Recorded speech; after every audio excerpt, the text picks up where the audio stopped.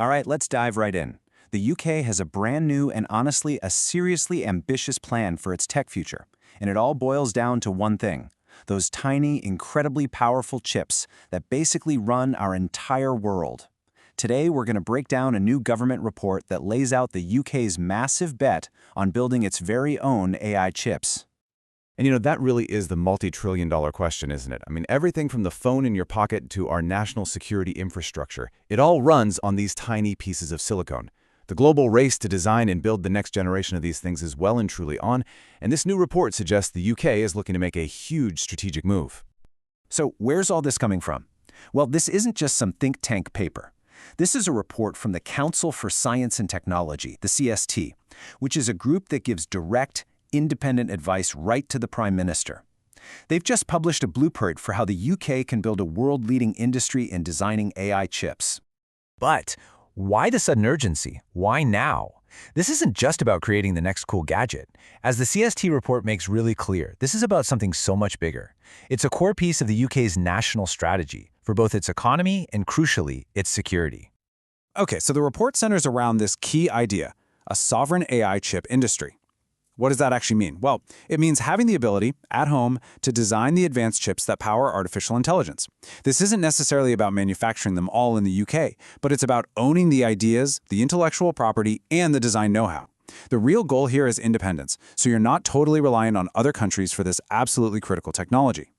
The report breaks down the why into three core drivers. First, economically. A buzzing chip design sector could create amazing high-value jobs and just spark innovation across the whole tech landscape. Second, from a security angle, it's about making sure the UK's defense and intelligence agencies have access to trusted, secure tech. And finally, it's just a massive strategic opportunity, a real chance for the UK to carve out a globally competitive spot in one of the most important markets in the world. And the people who wrote this report, they don't see this as some kind of long shot, not at all. They say with a lot of confidence that the UK is uniquely positioned to pull this off. The message is pretty clear. The foundational pieces are already there. All it needs is the right strategic investment to bring it all together. So what does this plan actually look like on the ground? Well, it starts right where it should, with people. You just can't build a world-class industry without a world-class workforce, right? So the first part of the CST's recommendations is all about creating that talent pipeline. The talent strategy here has two really clear steps. First, pretty simply, grow the number of chip designers in the UK, and they've put a target year of 2030 on it. That's a job for the Department for Science, Innovation and Technology, or DSIT, and the Department for Education. Second, it's about getting specialized. The report specifically calls out the need for way more investment in skills for optoelectronics. That's the key area where light is used in electronics, pinpointing a strategic area for growth. Okay, so once you have all these talented people, you need to give them the right environment to actually succeed. And that brings us to the second big part of the plan, creating the entire industrial ecosystem to support them. And you can really see here just how coordinated this whole thing needs to be.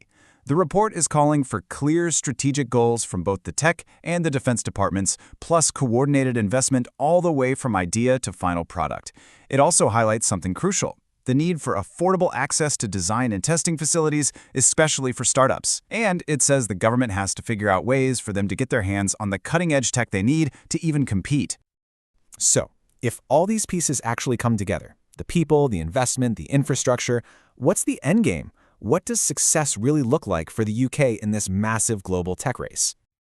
Ultimately, it all boils down to this one clear goal: to create an industry that is both globally competitive, so able to stand shoulder to shoulder with the best in the world, and sovereign, giving the UK real control over its own technological destiny.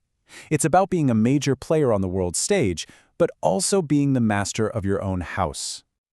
So, the Council for Science and Technology has handed the government a detailed blueprint. The vision is clear, the recommendations are specific, and the stakes are, frankly, incredibly high. The report lays out the what and the why. The huge question that remains, the one this whole thing hinges on, is the how and the when. A plan is one thing, but execution is everything.